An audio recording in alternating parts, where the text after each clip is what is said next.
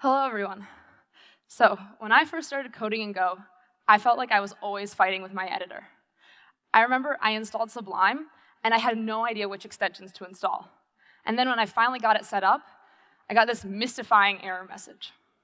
I tried other editors too, but every time I encountered an error, I totally gave up. I was new to the language, and I had no clue how to fix this problem. It was a really frustrating user experience. It made me just want to yell at my computer, "Go, please, stop breaking my editor." But after 3 years on the Go team, I think I finally figured it out.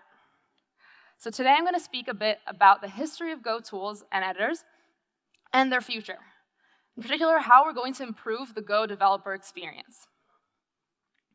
But first, let's talk a bit about what we actually want from our editors. What does the ideal Go editor look like? Well, the first thing you want from your editor is for it to show you errors. It's helpful to be able to catch an unused variable or a typo. I also want to see autocompletion when I'm coding so I can work faster. And in the same vein, I want signature help because I always forget the order of the parameters to a function. I'd also like to be able to hover over variables in my code and see their documentation. And I want to be able to jump to the definition of a variable. Finally, I'd like to be able to see an outline of my file so that I can see what types and functions I've declared in my code. But often, my editor doesn't have all of these features, or I just don't know how to enable them. I can tell you that there are a lot of people on the Go team who don't use autocompletion because they never figured out how to set it up correctly. And it seems like other Go developers are having similar problems too. So every year, the Go team conducts a survey asking developers about their experiences with the language. And one question that we often ask is, how do you feel about your editor? I recently took some time to look at these responses and sort of categorize them. And the first problem that users encountered is that the one that I'd already seen, which is that it's really hard to figure out how to install and configure your editor correctly. And there's not enough documentation to figure out how to do it. So that's kind of our first category of issues, is that users are really overwhelmed, and there's not enough information to help them out. But users often also find their editors can be slow. Performance isn't always great, and in particular, it's bad in large projects. So that's our second category of issues. Editors can often be slow. And finally, users say that if the editor isn't slow, it can often be flaky. It seems like some features work one day, not the next. And in particular, tooling seems to be falling behind the language. So if the Go team releases a new version of the Go compiler and standard library every 6 months, and users find that when they upgrade to the latest Go version, they just cannot get their editors to work the same way. So that's our third category of problem. Seems like a lot. It seems really, really negative, actually. It seems like we've learned to live with editors that don't fit our needs. But now that we've sort of distilled these issues into tangible problems, we can spend a bit of time to dive deeper into them and to figure out how we can actually solve them. So that's what I'll do today in my talk. We'll go into each of these issues more in depth, and then we'll talk about the solutions. So let's get back to our first problem. There's so many different editors and different features. How do we make sure that they all work well? So to solve this, we really first have to go back a step and understand how editors even work. So let's take an example. I'm coding, and I want to go to the definition of a variable in my file. So I right-click, hit Go to Definition, and the request gets propagated to my editor. In this case, we'll say I'm using VS Code. And VS Code has a special extension just for handling Go files. But that extension actually doesn't know how to find the definition of my variable. VS Code extensions are written in TypeScript, and nobody wants to analyze Go code using TypeScript. So what VS Code actually does is it calls out to a different tool called GoDef, which is written in Go. And it's really easy to write tools like this in Go because the Go standard library has a lot of APIs just for analyzing and parsing Go code. And GoDef is a command line tool. You could call it yourself from the command line, and it has a special input and output format, and VS Code knows how to handle that, and so it just opens your file to the position that GoDef returned. So this all sounds super simple, but it becomes incredibly complicated if you think about all of the different features that VS Code provides. So each feature is provided by a different Go tool. Each tool has its own command line interface, its own input and output format, and each tool is maintained by a different person, or by different people, or by no one. So you may not have realized this, but when you installed the Go extension for VS Code, you actually installed 24 different Go tools. And that's just for VS Code. If you throw in all the other editors, life becomes this tangled, unmanageable picture. So what we need to do to solve this problem is really simplify these connections. We need to make it easier for editors to provide useful features. And this ties in directly to our second problem, which is that these features can be slow. So if we think back to how GoDef works, it's a command line tool. And that means that it doesn't start up a persistent server. Basically, VS Code sends one request to GoDef, and GoDef answers that request and exits the process. So every time you jump to the definition of a variable, VS Code has to start a whole new GoDef process. And you may not have even edited the file.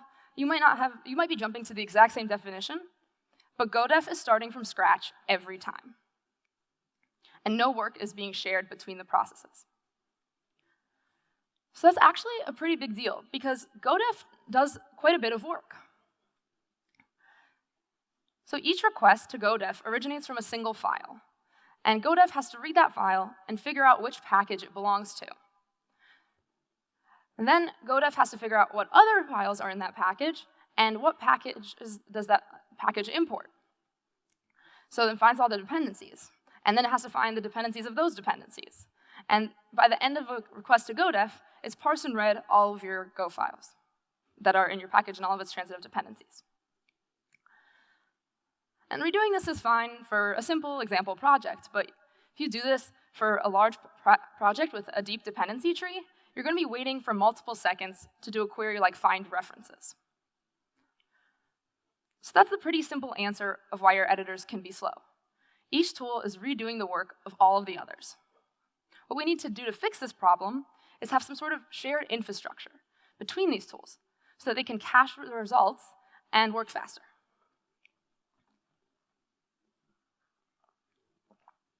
So finally, we're on to our last problem.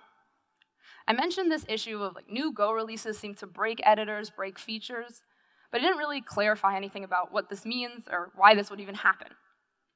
So to understand it a bit better, we'll go through yet another example. But this time, we won't talk about our favorite tool, GoDef. We'll talk about GoCode, which is the tool that provides autocompletion.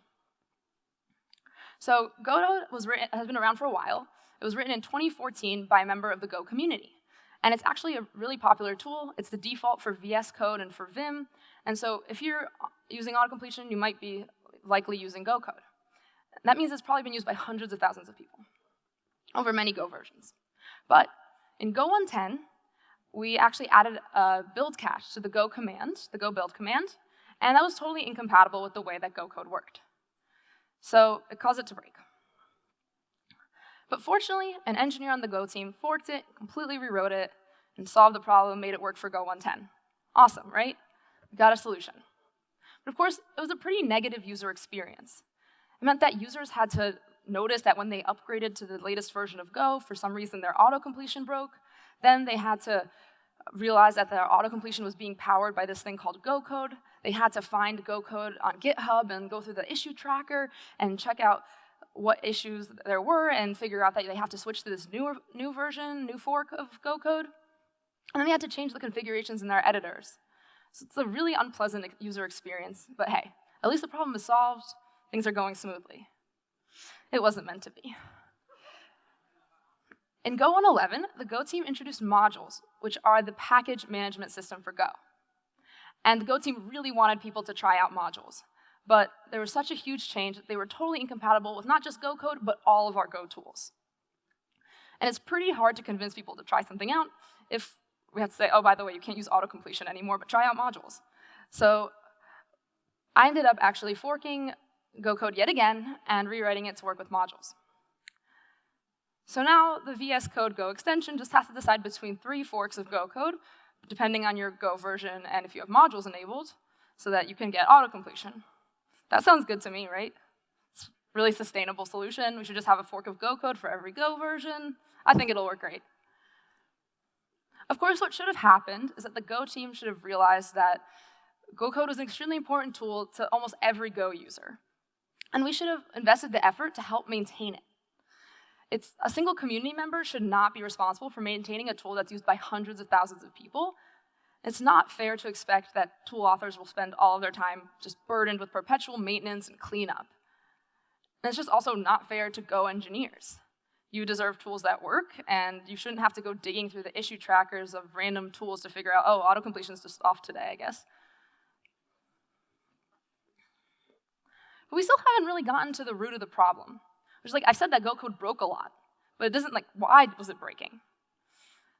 So we can trace this back to, okay, we can think about it a little bit more. We can think intuitively when the language changes, you would think that a tool that kind of works on the language would also change. But Go is fairly stable, and I kind of alluded to this build cache thing and modules, and neither of those are changes to the Go compiler, to the language, right? They're really changes to the build system, to the Go build command. So the actual reason that tools would break with a new Go release is that they depend on the behavior of the Go build command. So why is that? Recall that from before that our tools like GoDev have to start from a single file, they have to figure out the package that file belongs to, and they have to find that package's dependencies and their dependencies, and then type check the whole thing. But wait, that sounds a lot like what the Go build command does, right? So in reality, Go tools mimic the Go build system. Typically, when you write a tool, you have to write like a few hundred lines of code that does all that like parsing and type checking stuff that I was talking about. And then you can add your interesting logic. And so that code is usually written by reverse engineering the behavior of the Go build command. And usually Go build, when you're in Go path mode at least, expects your dependencies to live inside of your Go path, and that's where your tool starts to look. But like, what if you're using another build system like GB or Buck or Bazel or dep? Well, then your code starts to look a bit like this. You have to write the specific logic into your tool if you want it to work for your build system. And of course, you're not just using one tool, right? You're using 24. So this code has to be rewritten 24 different times. But now we don't even have this problem like with other build systems. We have it within the Go build command. Because with the introduction of modules, dependencies can live in different places, right? We said that for Go 110 in Go path mode, your dependencies should be inside of your Go path. But with Go 111 and modules, your tools have to look for your dependencies inside your module cache. And also, if you're using modules and you upgraded to the latest version of Go, but your tool is old and it hasn't been updated, and it still only knows about Go 110, then it has absolutely no clue where to look for your dependencies. It will just be totally unable to type check your package.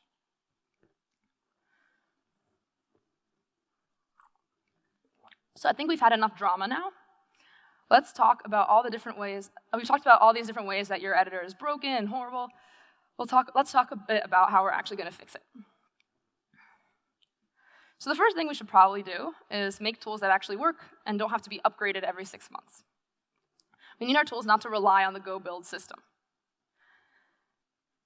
And the second thing is kind of an more open-ended thing, is that we want to make it easier for editors to provide a complete set of features to users. So the Go team needs to commit to supporting editor plugins that will be easy to configure for all editors. So just again, like we did with our problems, let's go through our solutions step by step. First was that we wanted to solve the problems that we just saw with Go code. And actually, we've already done that, so it's good. When Go 111 came out, we on the Go team, on the Go tools team, were tasked with fixing all of those broken tools that didn't work with modules.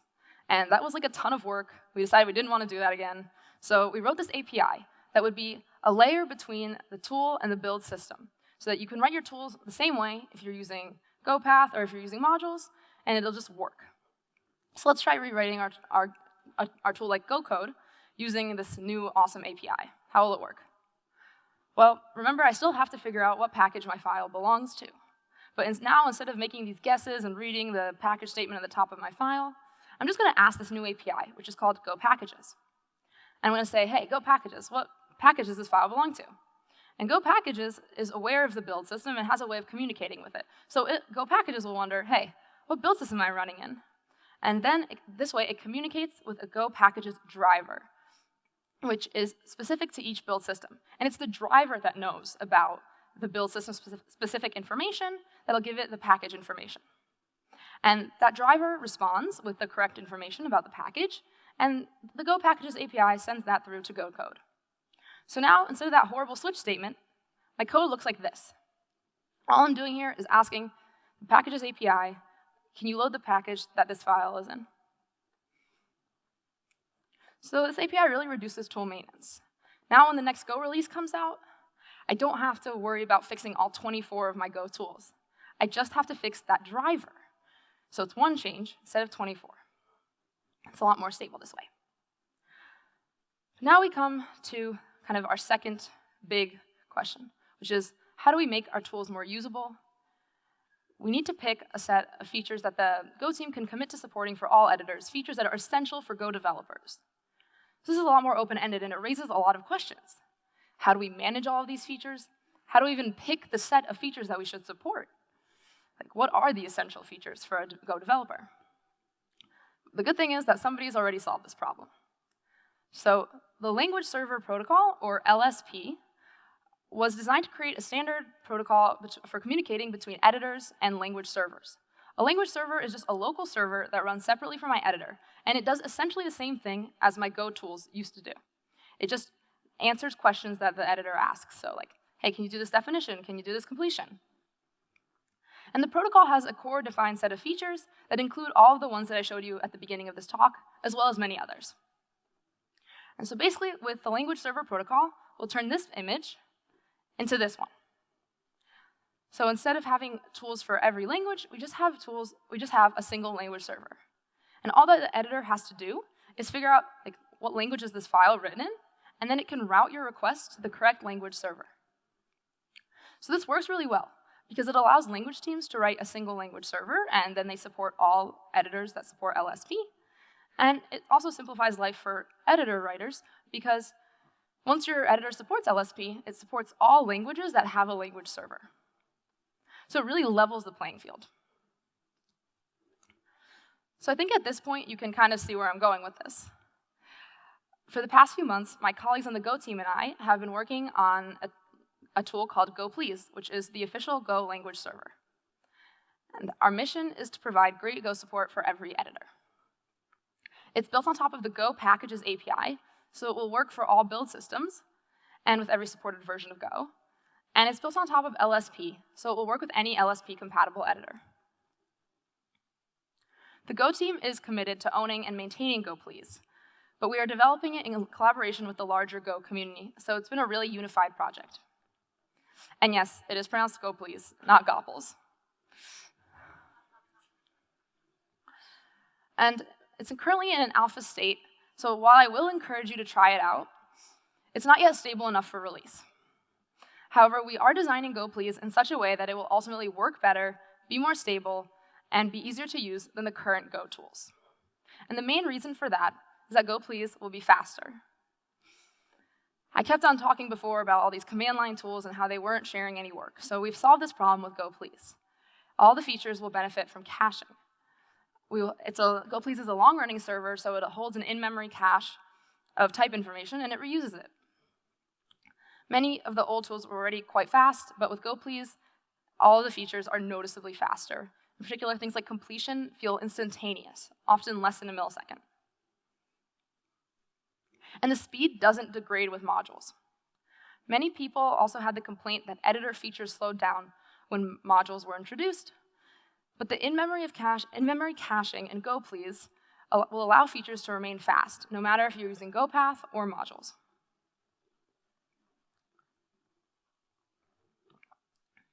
But Goplease will also be better for other reasons.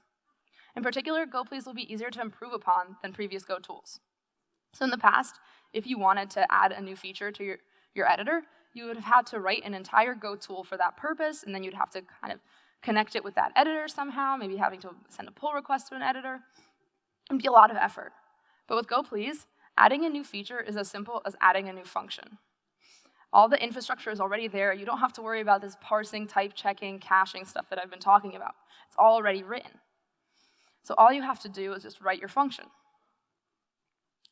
And as a result of this, we plan to add support for a lot more features. I showed you kind of in the very beginning of the talk the features that we currently support, or a subset of them, and we plan to add quite a few more features, and I'll just give you a glimpse of the ones that are next on our list. So we currently already support diagnostics from GoBuild and GoVet, but we want to also add additional diagnostics like GoLint and more checks from the static check tool. We also want to add support for quick fix suggestions. So if you have an error in your code, we can offer you a suggestion of how you could fix it, and then you could apply that fix with one click. And we also want to add support for the auto-completion of unimported packages, so that if you haven't imported something into your program, you can still get completion for it. But in general, we plan to listen to the Go community and to work on the features that you request through the Go issue tracker. Finally, another great thing about Goplease is that it'll be more reliable than the tools have been in the past. One thing that we really focused on with Goplease is having a strong testing story, because in the past, Go tools haven't had the best testing. It's actually really difficult to write tests for programs that work on Go code. It's like pretty meta, and a lot of times your tests are actual Go code. So as a result, many of the tools didn't even have tests at all. So with Goplease, we spent a lot of time focusing on writing good testing for each feature, so each feature can be tested really thoroughly. And also, because Goplease is in the Go project, it runs against the Go trybots, which means that not only does it get tested for all the features, but it gets tested against every supported version of Go and every architecture. That means that, and the fact that it's in the Go project also means that when something does break, you can hold the Go team accountable for it. You can always file an issue in on the Go project and Go issue tracker, and you'll know that someone will take a look at it. In the past, developer tools have been written by individuals, and if that individual didn't have the bandwidth to fix your problem, then it just might be forgotten about. But with Goplease, the Go team is committed to maintaining it and to supporting it, and so even if I left Google tomorrow, you know that someone will be working on Goplease. But much more importantly, Goplease will be more reliable because it's backed by the Go community. We honestly wouldn't have even started this project if people didn't have so much interest in it. And actually, many of the features have been contributed entirely by just community members, people who aren't at Google. And we really appreciate and encourage that. In addition to this kind of thing of Go community members contributing features, we also have been trying to communicate with the community a lot more than we might have done in the past. So we have a Slack channel specifically for Goplease where you can talk directly to the developers and raise issues and troubleshoot. And some other community members have organized a monthly Golang Tools video conference where we can give demos and have more in-depth discussions of the issues. So finally, I'd like to conclude by just encouraging you all to try out Goplease, install it, file issues, send us your feedback, send us feature requests, and make contributions if you're interested. There's more information about how to install Goplease for every different editor at the wiki page here, and other information about how to troubleshoot things and stuff like that. And you can get the latest version with this command, the latest stable-ish version. So thank you so much.